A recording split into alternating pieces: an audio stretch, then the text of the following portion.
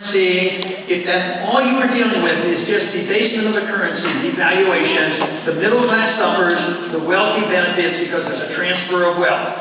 The people in the middle class get to use the money last, and that's when it has less value, and prices go up and they pay the inflation tax.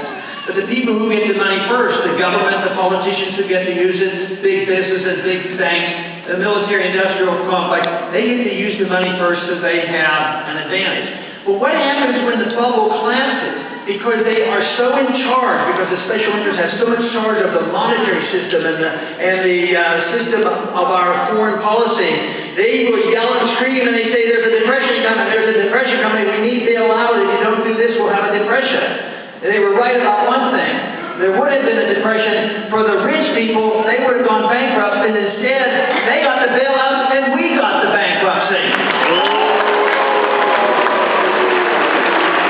So the middle class there bore the burden of assuming the debt, and the big banks got bailed out. But it's still in process. They still want to do this. The only limited factor right now is the fact that there's going to be an economic limit to how many dollars can be printed. We did in the bailout, Congress appropriated $1 trillion. That's getting to be a fair sum of money.